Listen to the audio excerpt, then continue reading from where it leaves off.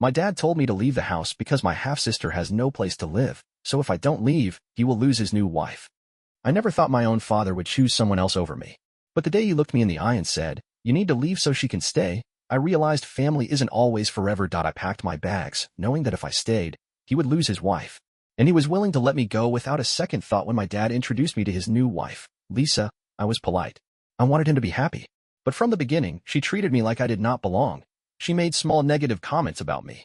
At first, they seemed harmless, but over time, they became constant. She criticized how I dressed, how I spoke, and even how I ate. When I told my dad, he brushed it off. Her daughter, Emma, was given everything. My dad started buying her expensive gifts. A new laptop, designer clothes, concert tickets. He never bought those things for me. My dad used to tell me to be careful with money. He never spent much on unnecessary things. But for them, he changed. He spent freely. He gave them everything they wanted. When he was not at work, he was with them.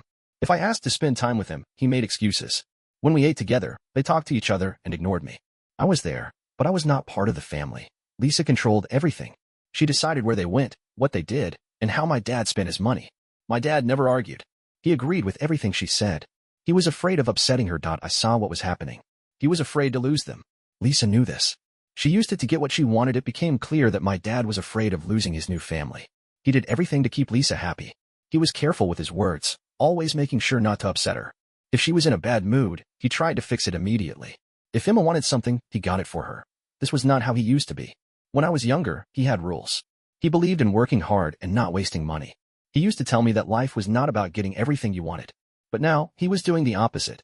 Lisa controlled more than just the money. She decided how my dad spent his time. Before, we used to watch movies together, go for walks, and talk about life. That stopped. If I asked to spend time with him, he would tell me he was busy. But when Lisa or Emma needed something, he was available. I noticed how he looked at Lisa. It was not just love, it was fear. He was afraid of disappointing her. He was afraid of being alone again.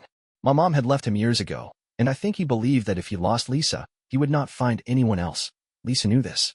She used it to her advantage. She made sure my dad focused on her and Emma. She made sure I was treated like an outsider. I tried to talk to him. I told him that Lisa was making me uncomfortable in my own home. He told me to ignore it. He said I needed to adjust. He did not want to argue with her. He did not want to risk losing her. Over time, I realized something.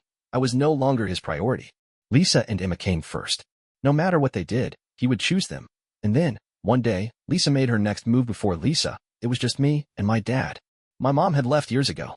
She did not just leave my dad, she left me too. She had met another man and decided she wanted a different life.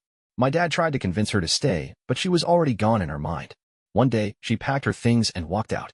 She didn't fight for custody, didn't even seem sad to leave. She moved in with the other man and never looked back. I was too young to understand what was happening, but I remember the way my dad changed after that. He stopped talking about relationships. He stopped trying to be open with his emotions. He threw himself into work, focusing only on providing for me.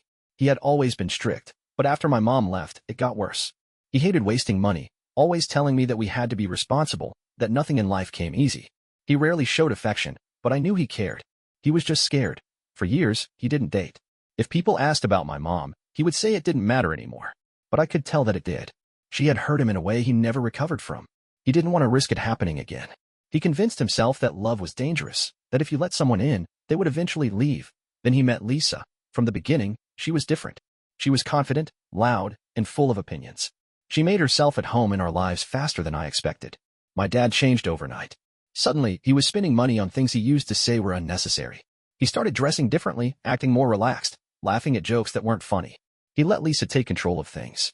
It was obvious he wanted to impress her. At first, I thought this was good for him. Maybe he needed someone like her to pull him out of the shell he had been hiding in for so long.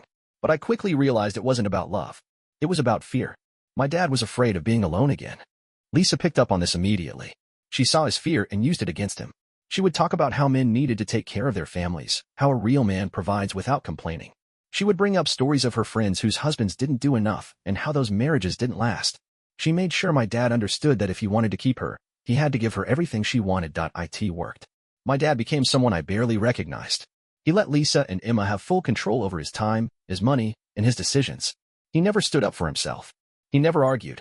He was too afraid to lose them, but Lisa wasn't just satisfied with his attention and his money. She wanted me gone. And soon, she would make sure that happened. Lisa never said outright that she wanted me gone. She was smarter than that. Instead, She made small comments, little remarks that planted the idea in my dad's head. She would sigh when she saw me at the dinner table and say things like, "It must be hard for you to live with two families under one roof." She would joke about how young adults need their own space. She would bring up stories about other people's kids moving out early, talking about how independent and responsible they were. At first, my dad didn't react.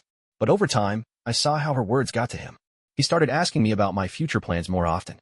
He would bring up apartments, jobs, and college as if he was just trying to help me be prepared. But I could tell, this wasn't just about preparing me for the future.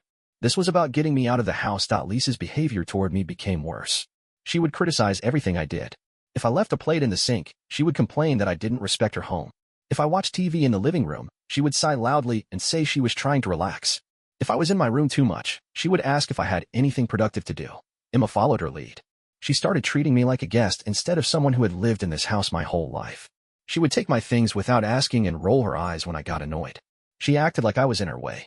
One night, Lisa made it clear how she felt about me. My dad had gone to bed early, and I was in the kitchen getting a drink of water. Lisa walked in, looked at me, and said, "I know this must be difficult for you, but it's time for you to start thinking about your next steps. You're not a kid anymore." I didn't respond. I just stared at her, realizing for the first time that she wasn't just trying to make me uncomfortable. She was telling me, in her own way, that I wasn't welcome here. A few days later, she made her final move. She told my dad that Emma was struggling. She said Emma was going through a hard time, that she needed a fresh start, a stable place to live. And that place had to be my home, but for that to happen, I had to leave. Lisa waited until my dad was tired from work to bring it up. She told him Emma was struggling and needed a stable home. She said that with me still living there, Emma felt like a guest instead of part of the family. She made it sound like the only way Emma could have a future was if I left. She reminded my dad that I was an adult and needed to be independent. She said other people my age had already moved out. Then she told him directly if I didn't leave, she and Emma would. I don't know if my dad hesitated. If he did, it didn't matter. Lisa had already decided for him. He agreed. He called me into the living room and told me I had to move out. He said it was time for me to start my own life. He acted like this was normal, like it was just the next step. He said he wasn't kicking me out, that he was helping me. He told me I had a week to pack my things. He didn't ask how I felt. He didn't offer me another option. He just told me to go. I didn't argue. I didn't ask him to reconsider. There was no point. His choice was clear. A week later, I left the house I grew up in, knowing I had nowhere else to go. Packing was silent. No one spoke to me. No one offered to help. Lisa and Emma went about their days as if nothing was happening. My dad barely acknowledged me, passing through the house without stopping. Lisa looked satisfied. Emma had already started leaving her things in my room.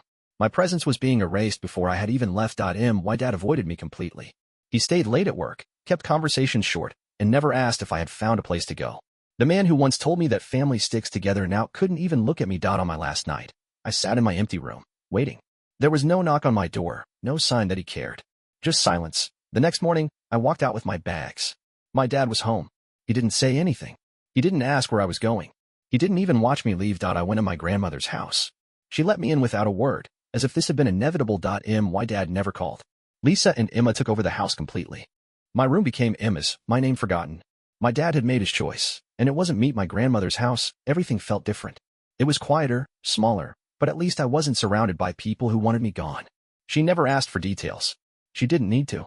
She had seen enough over the years to understand what had happened.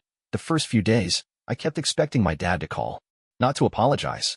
I knew that wouldn't happen, but at least to check if I was okay. He didn't. A week passed, then a month.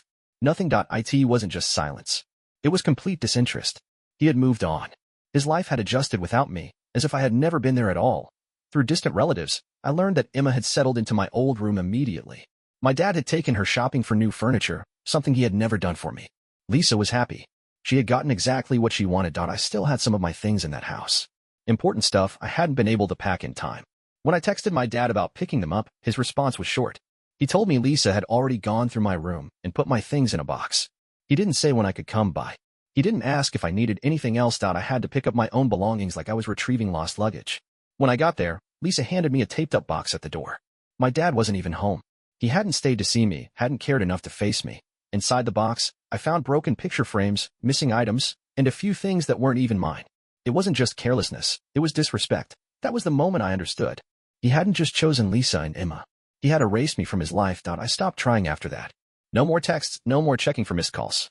I let the silence stay. He let go of me without hesitation. I learned to do the same. Time passed, and the silence never broke. My dad never called, never reached out. He had made his decision, And there was no going back. At first, it was difficult. I kept wondering if I should be the one to reach out, if I should try to fix things. But every time I thought about it, I remembered how easily he let me go. He didn't fight for me.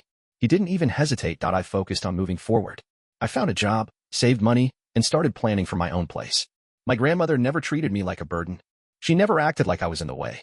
She made sure I knew that I still had family, even if my dad had chosen to forget me. I occasionally heard updates through other relatives. My dad and Lisa were still together. Emma had everything she wanted. My old home was now theirs, fully and completely. I no longer existed in that part of their lives. It hurt, but I accepted it. There was no point in hoping for something that would never happen. Now, I'm focused on my own future. I have a stable place to live, a steady income, and plans that don't involve my dad. If he ever regrets his decision, that's on him. But I'm not waiting for that day. Some people say family is forever. I used to believe that. Now, I know better.